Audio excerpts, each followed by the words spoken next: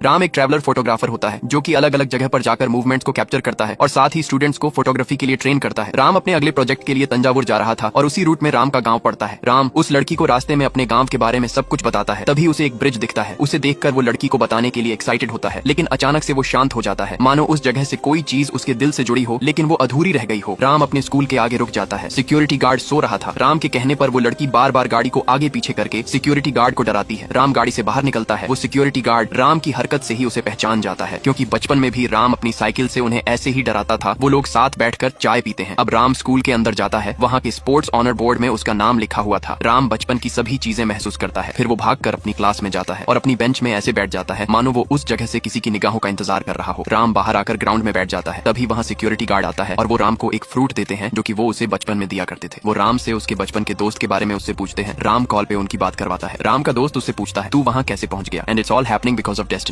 राम का दोस्त कहता है, मुझे भी स्कूल देखना है, तू मुझे वीडियो कॉल कर। राम कहता है, नहीं यार, तू खुद ही यहाँ पर आजा और देख ले, कितना सुकून है। राम कहता है, यार कितने साल हो गए, अभी भी स्कूल वैसा का वैसा ही है, क्यों ना हम सब दोबारा से यहाँ पर आए। राम का दोस्त उसे स्कूल के पुराने व्हाट्सएप ग्रुप में ऐड कर देता है ताकि सभी लोगों को एक साथ स्कूल आने के लिए मनाया जा सके। राम पहली बार ऑनलाइन प्लेटफॉर्म पर आया था, इसलिए उसके दोस्त कहते हैं, आज हमारी याद कैसे आ गई? राम कहता है, आज बहुत दिनों बाद स्कूल गया था तो तुम सबकी याद आ गई, इसलिए बात करने का मन किया। तभी राम के दोस्तों में से कोई एक फोटो भेजता है और कहता है, ले देख ले मुझे। राम उसमें से किसी एक लड़की की फोटो को देखकर राम स्तब्ध रह जाता है। उन सब में काफी बात होती है। फिर राम का दोस्त कहता है, गाइस हमारे बैच को 20 साल हो गए हैं, मजा आ जाएगा अगर हमारा रियूनियन फिर से हो जाए। सभी लोग मान जाते हैं और आखिरकार 2 महीने बाद बैच 96 के सभी लोगों का रियूनियन होता है। सभी लोग एक दूसरे को मिलकर बहुत खुश थे, एक दूसरे का बचपन की तरह मजाक उड़ा रहे थे। उससे ऐसा लग रहा था मानो बचपन के दिन लौट आए हों। वो सब बहुत सारी मस्ती करते हैं और सेल्फी खींचते हैं। राम की बहन कहती है, अब सब लोग आ गए हैं तो चलो खाना खा लेते हैं। राम का दोस्त कहता है, अभी 3 लोगों का आना बाकी है और उनमें से चौथे का पता नहीं। राम की बहन के पूछने पर भी ये चौथा इंसान कौन है ये बात वो नहीं बता रहा था। बार बार मना करने की बात भी मजबूरी में उसके पति को बताना पड़ता है और वो कहता है वो चौथी जानू है। और जानू का नाम सुनते ही राम विचलित हो जाता है। अब हमें जानू को दिखाया जाता है। बचपन से ही जानू को गाने का बहुत शौक था और हर दिन क्लास के पहले ही लेक्चर में वो गाना गाया करती थी और हमेशा गाने के बारे में ही बात करती रहती थी। जानू के पैदा होने से पहले ही उसके घर वालों ने सोच लिया था कि अगर लड़का हुआ तो उसका नाम SP सुब्रमण्यन और लड़की हुई तो S जानकी देवी रखेंगे। जानू के घर वाले संगीत के बहुत दीवाने थे और जब से जानू का नाम S जानकी पड़ा तब से उसने सिर्फ S जानकी देवी के ही गाना गाए। राम जब भी रेडियो में गाना सुनता तो उसे ऐसा लगता कि ये जानू ही गा रही है। राम सिर्फ उसके गाने का ही दीवाना नहीं था बल्कि उसका भी दीवाना था और ये बात जानू भी जानती थी। वैसे तो राम और जानू बचपन से ही दोस्त है और जानू को जब भी कोई काम होता था तो वो सिर्फ राम से कहती थी। दोनों के बीच का कनेक्शन इतना स्ट्रॉन्ग था कि एक दूसरे को देखकर ही दोनों को एक दूसरे के बारे में पता चल जाता था कि कुछ तो गलत हुआ है। और जब भी राम खराब मार्क्स को लेकर उदास होता था तो जानू को तुरंत पता चल जाता था और सिर्फ जानू के बात करने से ही राम खुशी के मारे दिन भर झूमता रहता था। राम जानू से इतना प्यार करता था कि बस वो सोचता था कि जानू हमेशा उसके सामने रहे और राम भगवान से हमेशा सिर्फ यही दुआ करता था। एक दिन पता नहीं क्यों जानू स्कूल नहीं आती। उस वजह से राम पूरा दिन परेशान रहता है। 2-3 दिन हो गए थे लेकिन जानू स्कूल ही नहीं आ रही थी, जिस वजह से राम की बेचैनी बढ़ती जा रही थी। इसलिए राम अपनी बहन के साथ उसका घर ढूंढने के लिए जाता है, लेकिन काफी ढूंढने के बाद भी उन्हें जानू का घर नहीं मिलता। काफी अंधेरा हो गया था। राम की बहन कहती है, जानू पक्का सोमवार को आ जाएगी, अभी के लिए हम घर चलते हैं। राम घर में जानू की चिंता में ही डूबा था। उसे हर पल में अब सिर्फ जानू ही याद आ रही थी। ऐसा लग रहा था कि राम के दिल में जानू के लिए कुछ तो हो रहा है। अगले सोमवार के दिन राम क्लास में जानू का ही इंतजार कर रहा था। उसकी निगाहें जानू की बेंच पर ही टिकी थी। तभी जानू आ जाती है, लेकिन उसे काफी तेज बुखार था। उसे क्या हुआ है ये जानने के लिए पूरी क्लास दौड़ पड़ती है, लेकिन जानू को इस हालत में देखकर राम हिल ही नहीं पाता। वो जानू से पूछना चाहता था कि वो इतने दिनों से स्कूल क्यों नहीं आ रही थी, उसके बिना उसकी क्या हालत हो गई थी, लेकिन वो नहीं पूछ पाता क्योंकि अब उसके दिल में जानू के लिए कुछ अलग ही फीलिंग थी। जानू की हालत देखकर ऐसा लग रहा था जानू सिर्फ और सिर्फ राम के लिए ही स्कूल आई थी। जैसे ही जानू राम को पीछे मुड़कर देखती है तो राम स्तब्ध हो जाता है और कुछ रिएक्ट नहीं कर पाता, लेकिन उसके दिल में कुछ हलचल हो रही थी। उसका दिल खुशी से झूम उठता है और उसे रियलाइज हो जाता है कि शायद उसे प्यार हो गया है। उस दिन से राम जानू से कभी भी सीधे बात नहीं कर पाया। जब भी जानू उसे देखती तो राम शर्म के मारे छुप जाता।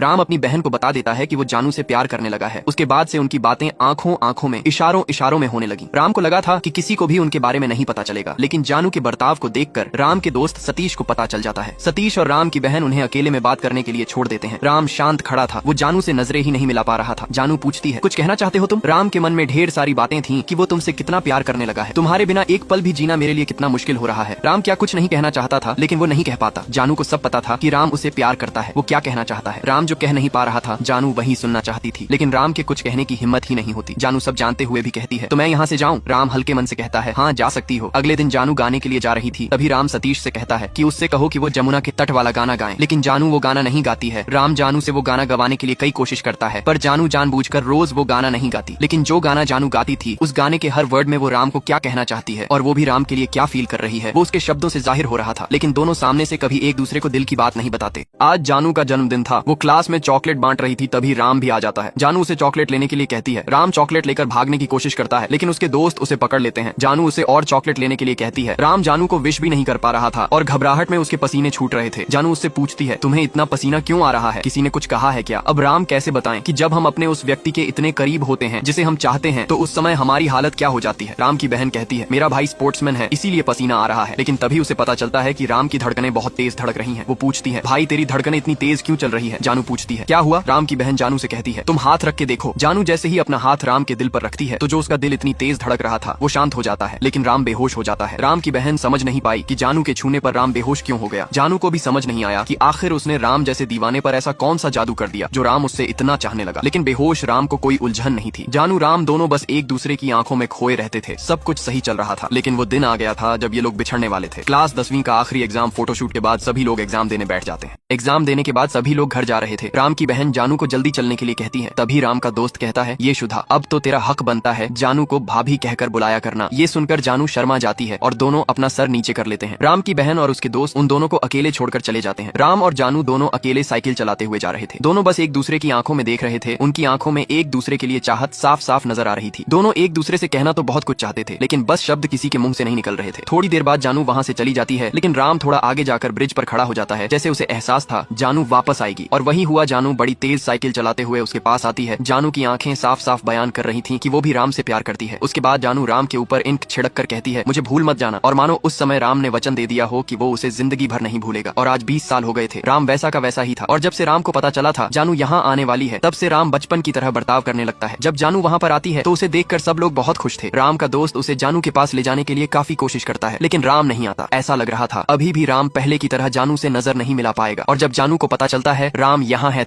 जब जानू को पता चलता है राम यहाँ पर है तो वो शॉक हो जाती है, जैसे उसे राम के बारे में पता ही ना हो। अब हमें फिर से पास्ट में दिखाया जाता है कि छुट्टियां पूरी होने के बाद जानू क्लास में राम को ही ढूंढ रही थी लेकिन राम क्लास में दिख ही नहीं रहा था। और ऊपर से मैम हाजिरी भरते समय राम का नाम ही नहीं लेती। राम का दोस्त मैडम से पूछता है कि आपने राम का नाम क्यों नहीं लिया? मैडम कहती है कि उसका नाम रजिस्टर में नहीं है, शायद दूसरी क्लास में हो। वो लोग बाकी क्लास में चेक करते हैं लेकिन किसी को भी राम के बारे में पता नहीं था। इस वजह से जानू की चिंता बढ़ती जा रही थी। ऑफिस से उन्हें पता चलता है कि राम ने ट्रांसफर सर्टिफिकेट ले लिया लेकिन राम ने इस बारे में किसी को भी नहीं बताया था और इस सबसे जानू की घबराहट बढ़ती जा रही थी। राम के दोस्त पता करने के लिए उसके घर पर जाते हैं लेकिन राम के घर पर ताला लगा था। तभी राम का पड़ोसी कहता है, वो तो कब के चले गए। राम के दोस्तों को पता चलता है कि उसके पिता के ऊपर बहुत कर्जा था और वो चुका नहीं पाए, इसलिए उन्होंने अपना घर बेचकर कर्जा भर दिया। ये बात किसी को पता न चले इसलिए वो रातों रात घर खाली करके चेन्नई चले गए। और ये बात राम और उसकी माँ को उसी रात पता चली थी। और जब से ये बात जानू को पता चली थी तब से वो अकेले रहने लगी थी। ऐसा लग रहा था राम के बिना जानू का कोई अस्तित्व ही नहीं। उसके चेहरे से वो मुस्कान ही छीन गई थी। अब जानू राम के पास जाती है और उसे अभी भी राम पहले जैसे नजर आ रहा था।